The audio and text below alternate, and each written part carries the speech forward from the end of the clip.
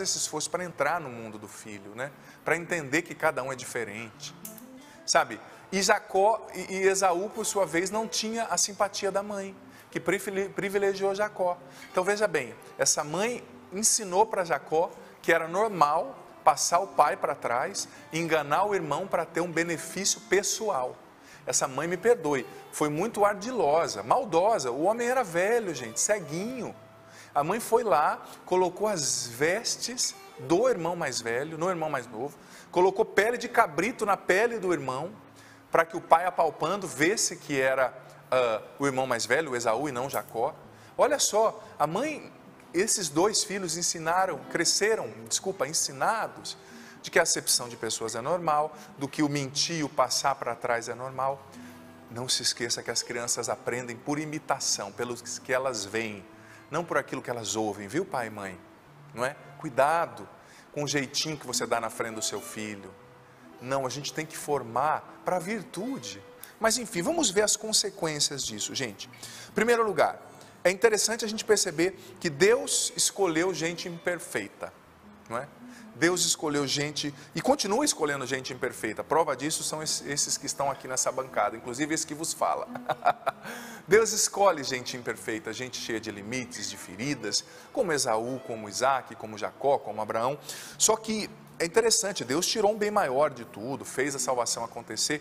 Gente, mas não é por isso que Deus tira um bem maior, que a gente tem que se acomodar nos nossos erros, nos nossos limites e continuar pela vida repetindo os erros dos nossos antepassados.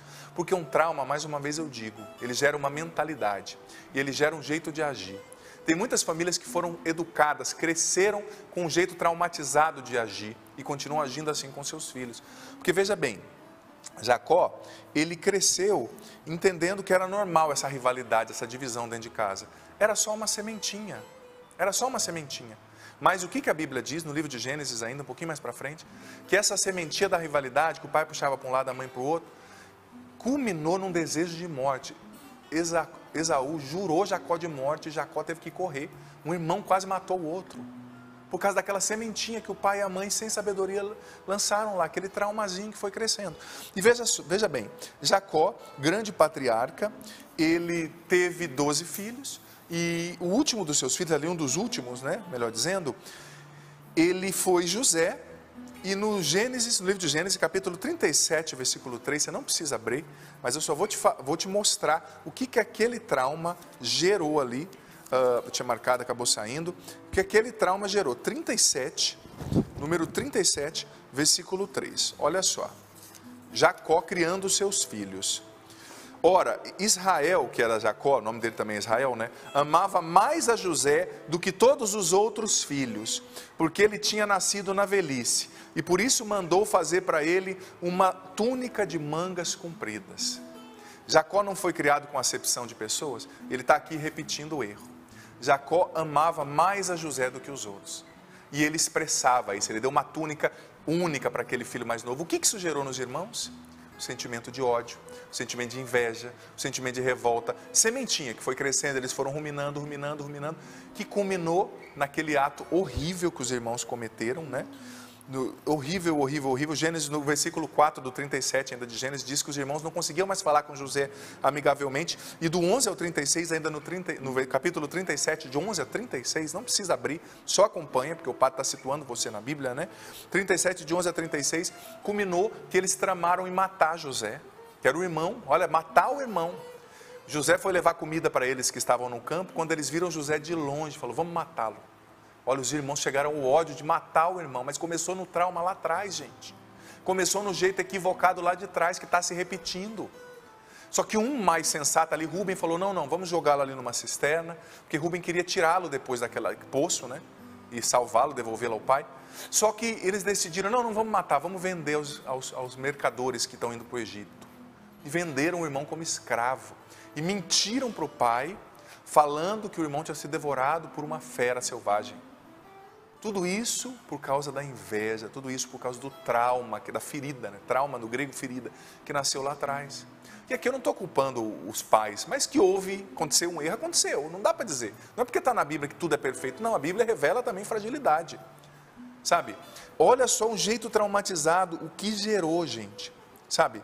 Um trauma vai gerando o outro, vai gerando o outro, vai gerando o outro. E a gente percebe a partir desses relatos bíblicos que às vezes o lugar no qual nós deveríamos mais amar e ser amados, o local no qual deveria ser o local de descanso, de amor, de aconchego, que é a família, acaba sendo o lugar no qual a gente mais é ferido e mais fere. No qual a gente mais é ferido e mais fere. A maioria dos traumas mais intensos começam muitas vezes na vida em família, sabe?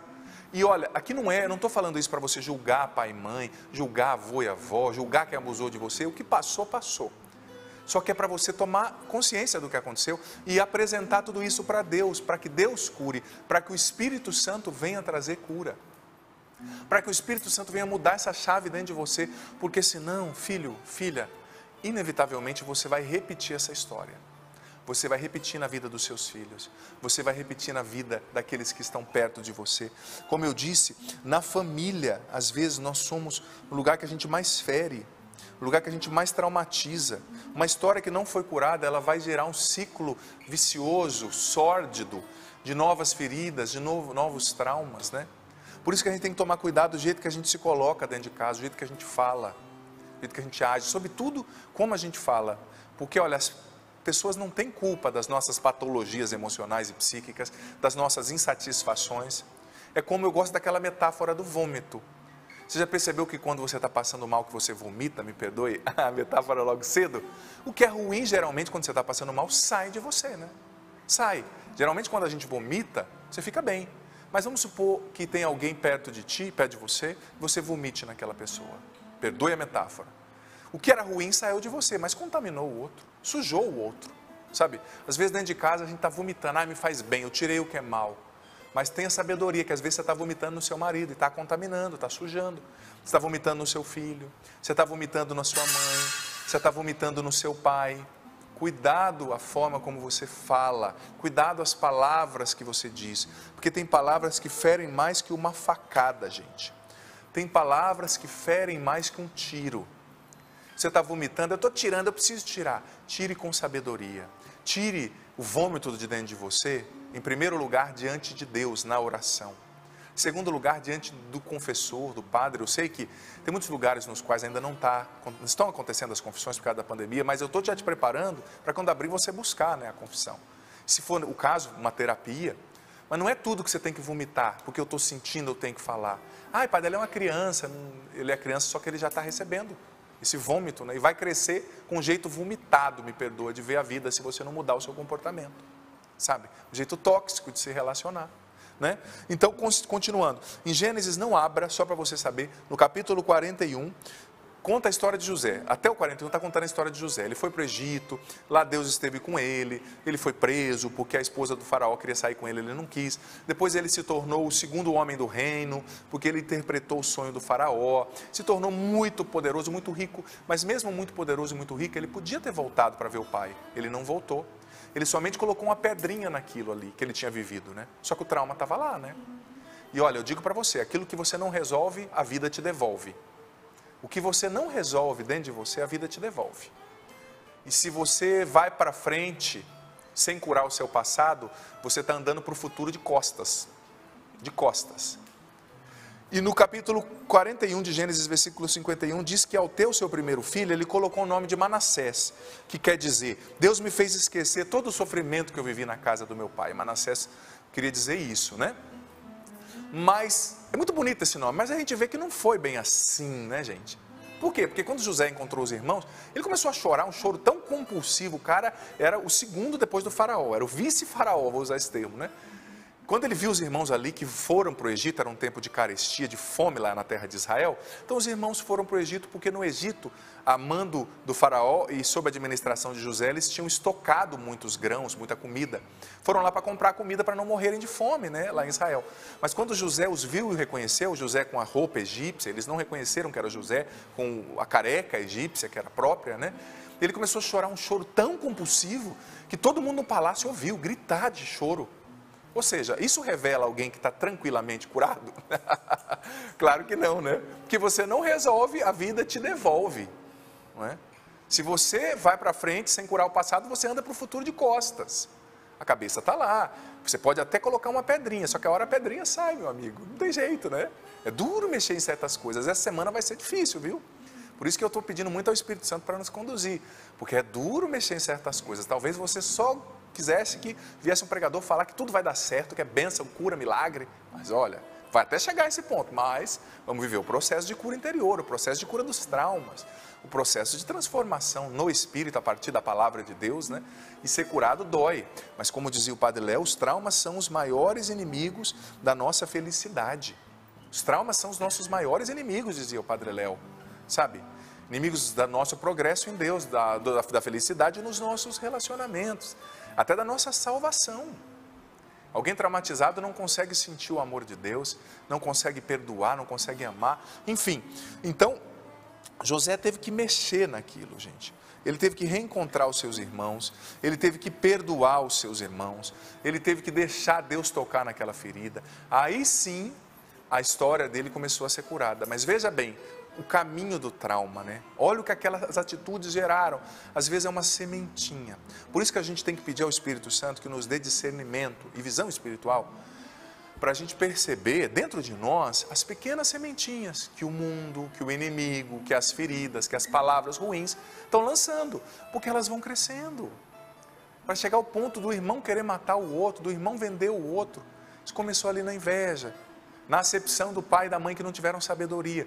Mais uma vez digo, não é para julgar o seu pai, a sua mãe, quem te criou, não. Você está olhando para você. Porque tem gente que é assim, eu fico admirado.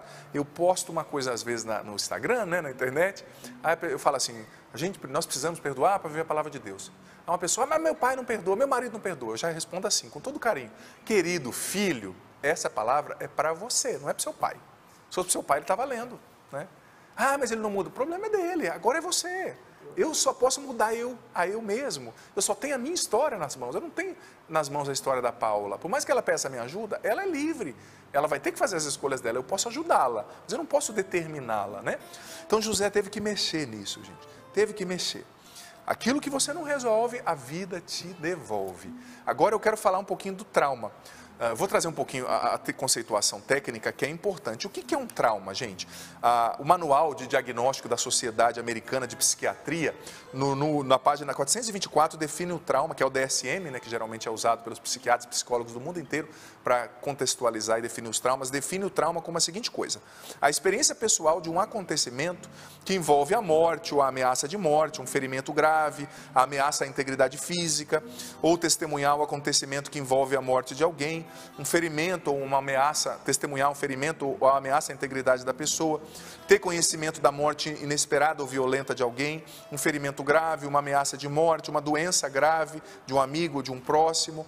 A resposta da pessoa ao acontecimento envolve medo intenso, pavor, desespero. E ainda no DSM-4, agora na página 449, diz o seguinte, que é o manual da Associação Americana de Psiquiatria, né? Os eventos traumáticos que são vivenciados diretamente são, por exemplo, combate militar, agressão pessoal violenta, um abuso sexual, um ataque físico, um assalto à mão armada, um roubo, um sequestro, ser tomado como refém, a tortura, o encarceramento como prisioneiro de guerra, desastres naturais, doenças como uma pandemia, graves acidentes. Olha só, eu estudando sobre isso com profissionais da área psiquiatras, eu percebi que o principal diagnóstico num tempo de pandemia é o trauma, e depois do tempo de pandemia é o TEP, como é que chama mesmo? Desculpa. O transtorno de estresse pós-traumático, TEPT, não é? Transtorno, o maior diagnóstico coletivo. É como se numa pandemia nós estivéssemos imergidos num trauma coletivo. Você pode dizer, mas por que o padre está falando disso, né? Eu quero ouvir só outras coisas, só doutrina, meu amigo. A palavra de Deus precisa nos ajudar a lidar com os problemas de hoje. Precisa se encarnar no nosso tempo. Nós estamos vivendo um diagnóstico coletivo de trauma e estresse. É um fator estressor essa pandemia. Por quê? Porque ela traz tudo que está dentro do caminho do trauma. Ela traz coisas inesperadas, a gente não sabe o que vai dar, ela traz incerteza, ela traz medo, ela traz ansiedade. Então essa é uma situação, coletivamente, a sociedade está vivendo um trauma e um estresse por causa da pandemia. E como acontece o trauma? Geralmente, veja bem, dentro da cabeça da gente, o padre vai trazer essas coisas técnicas que são importantes para a gente entender. Dentro da cabeça da gente tem uma parte chamada cérebro límbico, que é o gravador ali, né? Tudo que você vive fica gravado no cérebro límbico, né? E o neocórtex é o processador desse gravador. Ele vai dar significado àquela memória que está gravada ali. E o trauma acontece justamente ali, quando no cérebro límbico tem memórias gravadas e o neocórtex atribui aquilo um significado, uma interpretação de trauma. Por exemplo, quando eu vejo um carro correndo, eu me recordo do acidente que eu tive e o neocórtex interpreta que vai acontecer um acidente e aí eu fico ansioso, agitado e revivo a dor daquele acidente. O trauma é muito triste porque você revive novamente é redundância, mas eu vou colocar, porque reviver já é novamente, né? Eu vou colocar para enfatizar. Revive novamente aquela dor. É uma condenação, porque você está vivendo pela vida, a dor já passou, o acidente já acabou, o sequestro já acabou, mas quando você vê alguém que lembra o sequestrador, você revive aquele medo. Quando você vê um carro que lembra o carro que bateu em você, você revive o desespero. Então, aí que entra a importância do Espírito Santo, porque o Espírito Santo, ele vai justamente agir lá no nosso cérebro, no neocórtex, né? Eu vou usar a terminologia técnica, e ele vai mudar, tem a memória lá no cérebro límbico, ele vai agir no seu neocórtex, mudando o significado que o teu cérebro está dando para aquela lembrança, mudando o sentido, a interpretação que o neocórtex está dando para aquela lembrança. Calma, não é porque eu vi um carro igual que bateu em mim, que eu vou bater de novo. O Espírito Santo, gente, isso é só o Espírito Santo que pode fazer.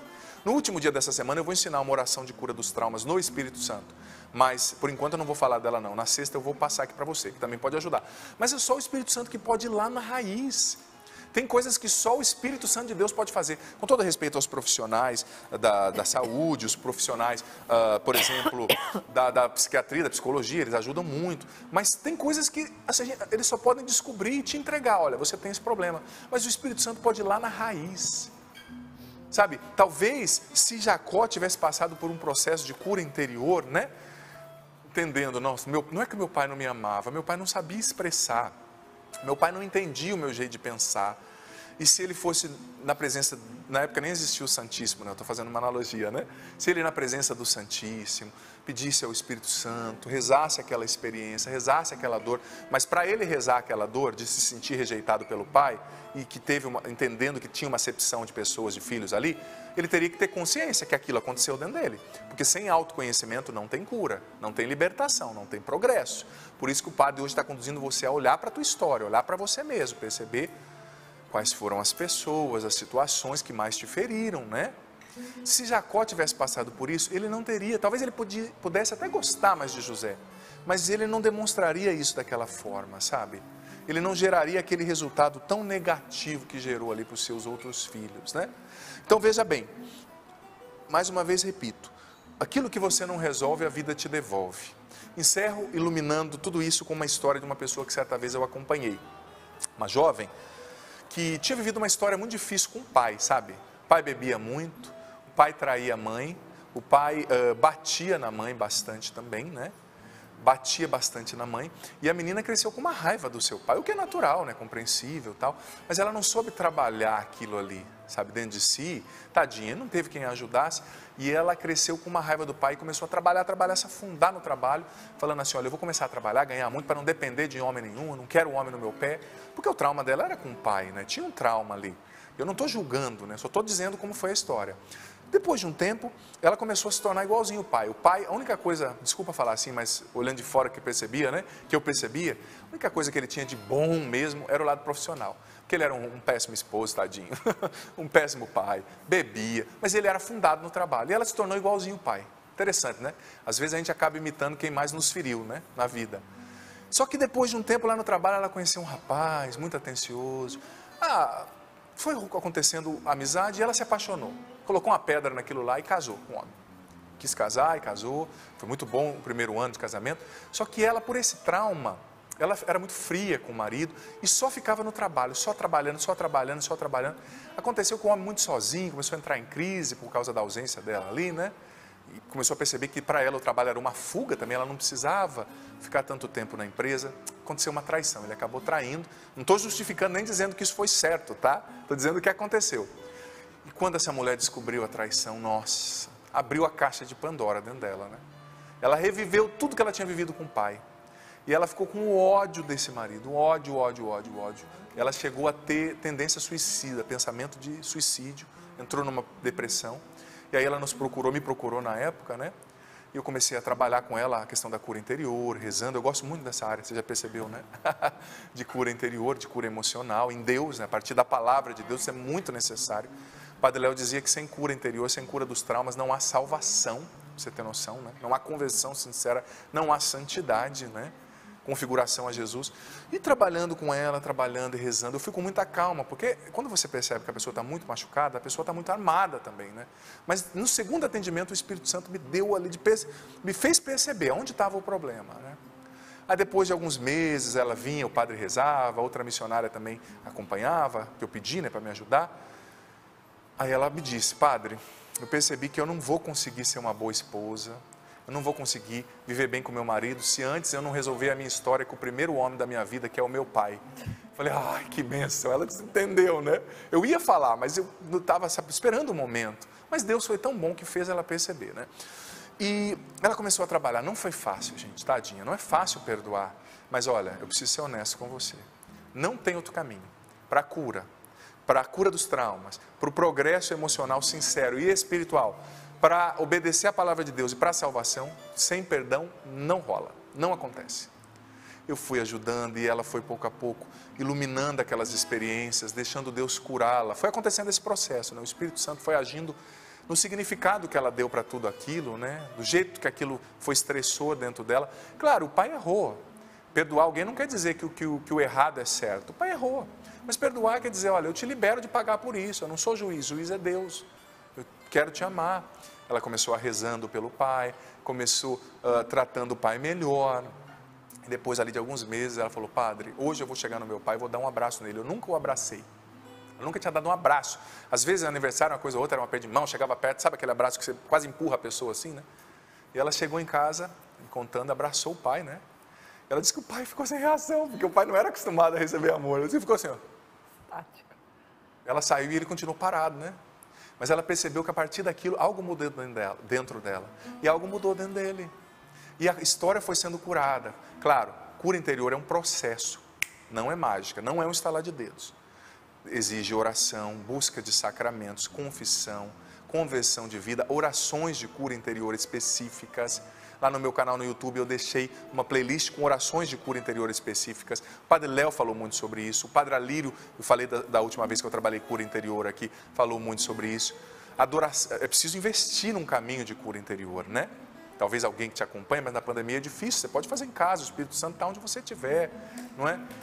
É preciso fazer adoração ao Santíssimo, ajuda demais na cura dos traumas, porque você está diante de Deus ali, né? Enfim, depois de um tempo que ela conseguiu resolver a história com o pai, tirar essa pedra e curar, gente, ela voltou, se reconciliaram ali com o marido, né? Não foi um mau caráter, uma deficiência de caráter que aconteceu com o marido, não. Foi um momento mesmo, sabe? Ele queria voltar, ele a amava, ela perdoou. Hoje eles estão bem, têm 2 filhos, graças a Deus. Eu perdi depois um pouco do contato, mas eu vejo, né, pela internet, uma coisa ou outra. Uma história reconstruída, mas porque ela deixou Deus curar e trabalhou na cura dos seus traumas, né? É possível. Não há nada que Deus não possa curar. Não há nada que Deus não possa transformar. Não há nada que Deus não possa fazer. Eu te pergunto, filho amado, filha querida, com muito respeito à sua história, com muito respeito à sua dor, eu respeito você, mas eu te pergunto, quais são os seus maiores traumas? Onde a vida mais te feriu? Quem foi que mais feriu você? Que consequências os traumas que você viveu trazem para a sua vida? Porque veja bem, essa mulher levou os traumas para o seu casamento. Jacó levou os seus traumas para o jeito de educar os seus filhos.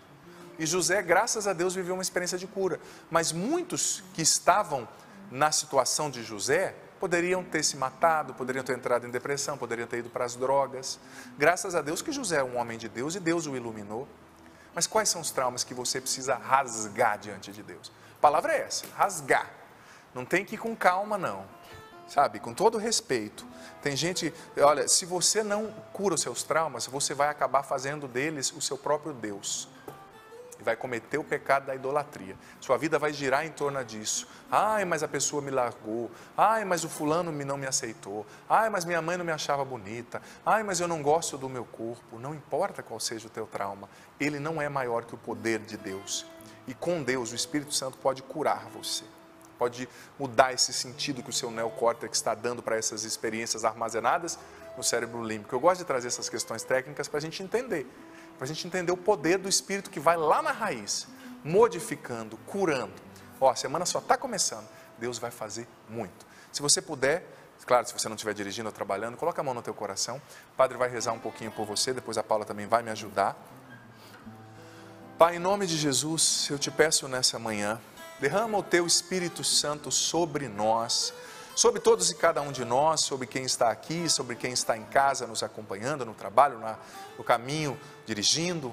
Vem, Espírito Santo, age agora onde estão armazenadas as lembranças dentro de nós. Age agora, Espírito Santo, no nosso cérebro límbico, no nosso inconsciente, no subconsciente. Vem, Espírito Santo, curar as memórias guardadas dentro de nós, as lembranças dolorosas dentro de nós. Vem, Espírito Santo, curar os nossos traumas, as nossas feridas mais profundas. Espírito Santo, nós sabemos que os traumas da infância são os que mais nos marcam, porque é onde nós estávamos mais sensíveis, vulneráveis. Cura-nos, Espírito Santo, dos traumas, das feridas que nasceram na infância. Cura-nos, Espírito Santo, dos traumas, das feridas que nasceram na nossa concepção, na nossa gestação, no nosso nascimento. Cura-nos, Espírito Santo, dos traumas e das feridas que nasceram na primeira infância, na segunda infância. Quantas vezes carregamos pesos, carregamos fardos pesados sobre nós, Espírito Santo, de culpa, de medo, de insegurança, de tristeza, de não aceitação de nós mesmos, da nossa aparência. Quantas vezes nos sentimos sujos, podres, indignos do amor, da aceitação das pessoas. Quantas vezes trazemos essa síndrome da autossabotagem, do impostor. Vem, nos cura, Espírito Santo, nos liberta, nos batiza agora, Espírito Santo. Cura-nos dos traumas profundos. Vem com a sua pomada curativa e ameniza a nossa dor. Quantas pessoas com feridas interiores sangrando, Espírito Santo. Quantas pessoas levando traumas para dentro do casamento, para o trabalho, para o sacerdócio, para a vida missionária, para o jeito de ser mãe, para o jeito de ser pai, de ser bispo, de ser profissional. Cura-nos, Espírito Santo, batiza-nos agora. Vem agora no nosso neocórtex, Espírito Santo, que é o processador da memória, Espírito Santo. Vem no nosso neocórtex e muda o sentido que nós acabamos dando, Espírito Santo. Muda agora o sentido, o significado, a interpretação que nós acabamos dando, Espírito Santo, a essas lembranças traumáticas, a essas lembranças de feridas, de abusos, de dor, de rejeição, de desamor. Age agora no nosso neocórtex, Espírito Santo. Vem, nos batiza, nos encha, cura-nos das lembranças dolorosas. O Senhor me dava uma imagem de pessoas agora, nessa oração, que estão se lembrando de coisas que aconteceram na infância. Pessoas que estão se lembrando de mortes de amigos, de entes queridos, morte do pai. Pessoas que estão se lembrando de acidentes, de abusos físicos e sexuais sofridos. Pessoas que sofreram abusos por parte do pai. Pessoas que se sentiram muito humilhadas na infância, injustiçadas. O Senhor está te revelando essa lembrança para que você a entregue agora. Diga para o Espírito Santo: eu te entrego agora essa lembrança dolorosa, Espírito Santo, cura-me. Diga agora para o Espírito Santo: eu te entrego agora essa memória feridenta, cura-me. O Senhor está revelando é porque Ele já está curando, é porque Ele quer mexer nessa área, não tenha medo. O Senhor está libertando de pessoas que estavam com uma tristeza profunda, um sentimento de depressão. Pessoas com sentimento de morte. Pessoas que o seu marido tentou te matar, ele te feriu com uma faca. E você estava com ódio, um sentimento de morte, de revolta. O Senhor está tocando você. Pessoas que têm vivido na depravação, na impureza, na vida de prostituição. O Senhor está tocando você. Você foi para a prostituição por causa desse abuso e desamor que você sofreu na sua infância. Mas o Senhor está curando você agora. E Ele está te chamando a abandonar essa vida e a vir morar com Ele, a estar na presença dEle, a viver a santidade. E eu confirmo essa oração, porque hoje é dia de libertação na nossa vida. A palavra é ciúme. Você que tem vivido aprisionado em ciúme, desconfiança, profunda desconfiança. Você viveu isso e você carrega isso hoje para os seus relacionamentos. E hoje, em nome de Jesus, pela graça do poder do Espírito Santo, que você já tem o desejo, Deus já está realizando essa cura. Vá agradecendo a Deus. Sinta-se um agraciado, uma agraciada, porque não importa o que você ouviu, você foi ferido, você foi ferida, mas agora o episódio principal é deste dia, da cura do Senhor, vida nova para você, tempo novo se inaugura agora, com a palavra de Deus, com um tempo novo, você vai dar oportunidade de confiar de novo, dar passos concretos. Obrigada, Senhor, porque nessa manhã o Senhor vai além das nossas palavras, o Senhor só inicia agora um processo de cura dos nossos traumas. Obrigada, Senhor, porque um presente maravilhoso, porque é presente de salvação para mim, mas não só para mim, mas para todas as pessoas que estão acompanhando agora, ouvindo, rezando com a gente, e que agora foi pego de surpresa. Tempo de cura dos traumas. O impacto veio, a dor chegou, roubaram de você a segurança, mas agora o Senhor, que é o nosso porto seguro, nós podemos agora nele descansar. Você que anda cansado, cabeça cansada, corpo cansado, e passam os dias e você não consegue descansar, porque é muito mais do que os dias de trabalho, de preocupação, mas está lá atrás, está nesse trauma, de tanta surra psicológica que você recebeu. Obrigada, Senhor, porque na nossa vida se inaugura esse tempo novo. Eu tomo posse dessa verdade. E se você acredita nisso, agradeça ao Senhor. Obrigada, Senhor, por esse tempo novo. Porque com o Senhor é sempre tempo novo. De Deus, só coisas boas.